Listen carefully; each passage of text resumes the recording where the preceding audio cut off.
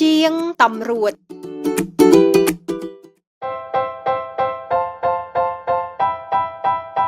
សួស្តីបងប្អូនទាំងអស់គ្នាថ្ងៃនេះអ្នកគ្រូនឹងនាំបងប្អូនមករៀនមេរៀនរំលឹកទី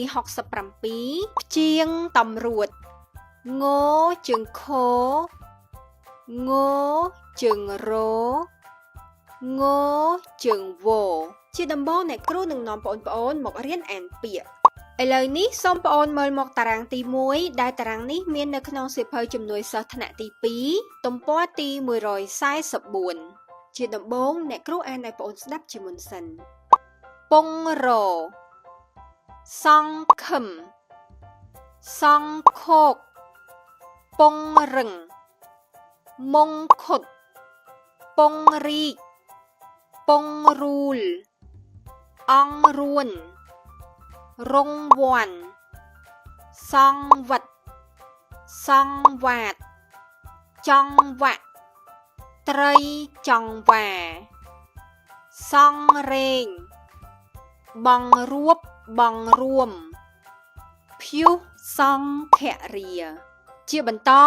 សូមបងប្អូនអានជាមួយអ្នកគ្រូពងរសង្ឃឹមសង្ឃោកពងរឹងមង្ឃុតពងរីកពងរូលអង្រួនរងវាន់សង្វិតសង្វាតចង្វាក់ត្រីចង្វាសង្រេងបងរួបបងរួមភុះសង្ឃរា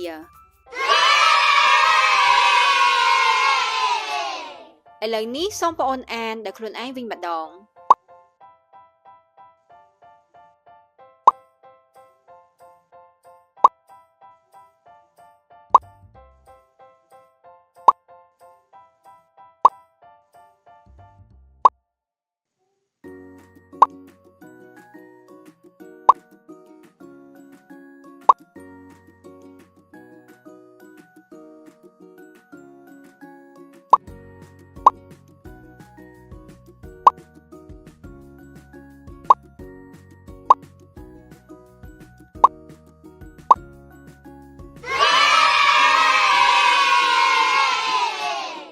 ល្អណាស់ជាបន្តទៅទៀតអ្នកគ្រូនឹងនាំបងប្អូនមកអានល្បះទាំងអស់គ្នាដោយជាដំបូងអ្នកគ្រូនឹងអានឲ្យបងប្អូនស្ដាប់ជាមុនសិន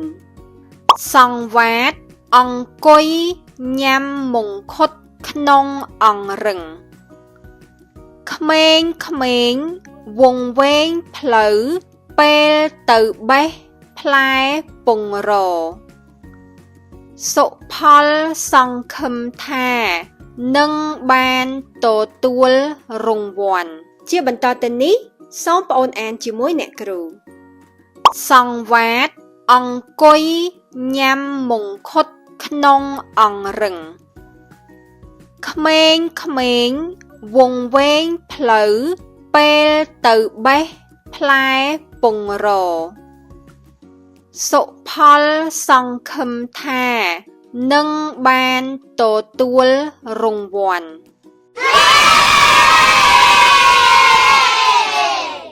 ឥឡូវនេះសូមបងប្អូនអានដោយខ្លួនឯងវិញម្ដង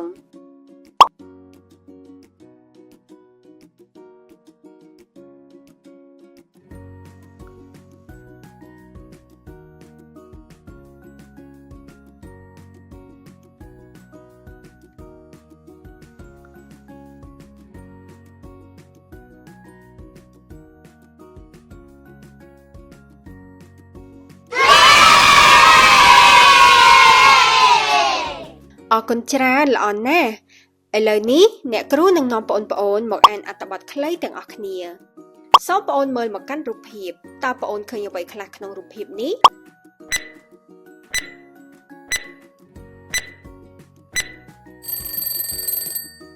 ចាល្អណាស់គឺឃើញក្មេងប្រុសម្នាក់កំពុងអង្គុយនៅលើអង្រឹងហើយយកដៃខ្ទប់ភ្នែក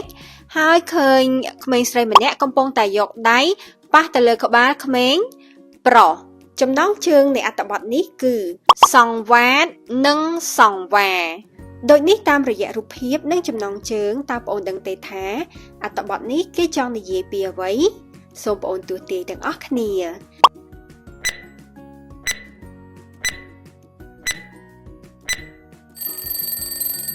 ជាដំបូងអ្នកគ្រូអានឲ្យបងប្អូនស្ដាប់ជាមុនសិនសង្វាតនិងសង្វាសង្វាតជាបងស្រីរបស់សង្វាសង្វាតពូកែរៀនតែ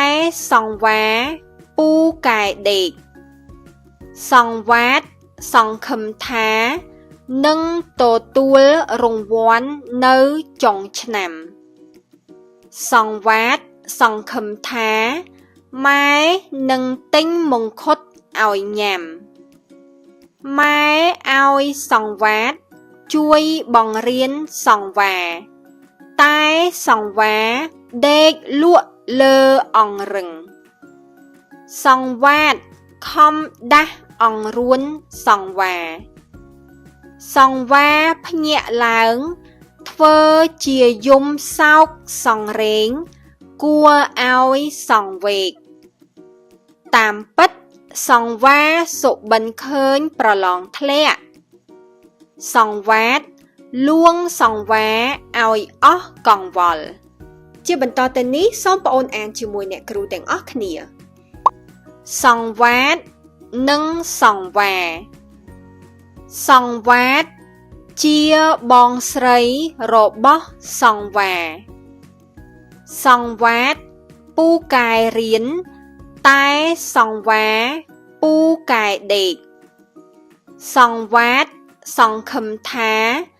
នឹងទទួលរង្វាន់នៅចុងឆ្នាំសង្វាតសង្ឃឹមថាម៉ែនឹងទិញមង្ឃុតឲ្យញ៉ាំម៉ែឲ្យសង្វាតជួយបង្រៀនសង្វាតែសង្វាដេកលក់លើអង្រឹងសង្វាតខំដាស់អង្រួនសង្វាសង្វាភ្ញាក់ឡើងធ្វើជាយំសោកសង្រេងគួរឲ្យសង្វេកតាមពិតសង្វាសុបិនឃើញប្រឡងធ្លាក់សង្វាតលួងសង្វាឲ្យអស់កង្វល់